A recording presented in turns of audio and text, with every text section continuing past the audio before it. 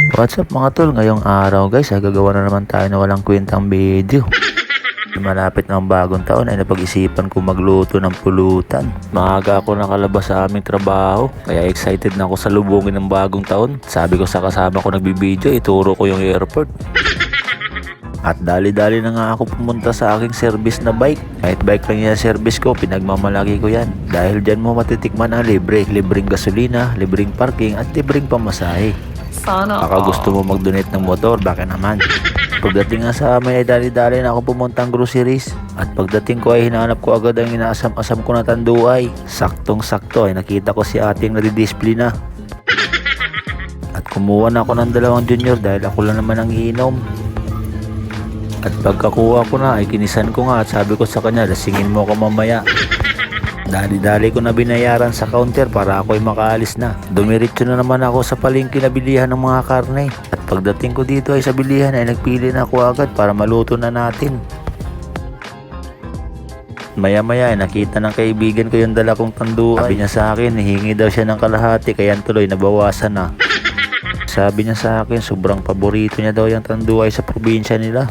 Di na ako tumagal, umuwi na ako ng bahay para maluto ko ng kailangan ko lutuin. At sobrang gulat ko, nauna pa yung kamera sa akin. At hinugasan ko na nga mabuti yung karne dahil madumi yan kung sino-sino nang humahawak din sa palengke. At pagkatapos ko nga hinugasan ay inihiwa ko na ng maliliit. Kasi masarap talaga pag nagluto ka ng binakol, yung maliliit talaga yung hiwa. Kasing liit ng hiwa mo. At pagkatapos ko nga hiwain ay hinugasan ko ulit ng mabuti. Para 99.9 germ spray na. Diniwa-hiwa ko na rin yung kamyas na kinuha ko dun sa puno kasi wala talaga akong makita sa palengke. At tunay lang na Bisaya ang nakakaalam ng luto ko. At siyempre wag na wag niyong kalimutan ang tanglad. At sinunod ko rin sa paghiwa ang sibuyas, kamatis at ang luya. Bago natin ito lulutuin, ipapakita ko sa inyo muna kung ano ba mga sangkap ng ating lulutuin. At syempre, hindi mawala ang tanduay sa tabi. Tanduay, baka naman. At itong luto na to ay Bisaya lang talaga nakakaalam kung ano bang tinatawag na binakol. At niready ko na rin yung lulutuan ko. Nilagyan ko na rin ng konting mantika para makapag-umpisa na tayo sa pagluto natin ng pulutan. At inumpisahan ko na nga ang pag-isa. At hinalo-halo ko lang hanggat madurog. Pag alam mo na luto na, ilagay mo na rin yung baboy at manok na binili mo.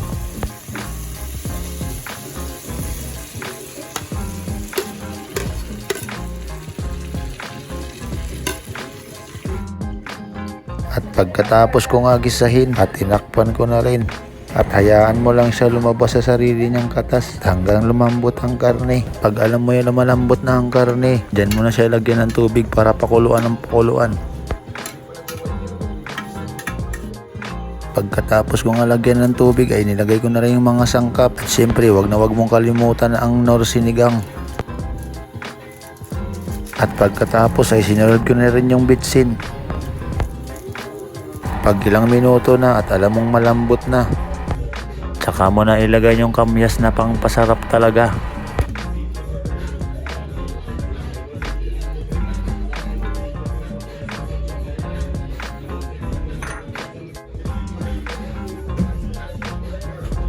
At ito na nga yung finished product natin. Iwan ko lang pag natikman mo to, baka iwan mo pati pamilya mo. Ulitin ko, yan pala ang tinatawag na binakol.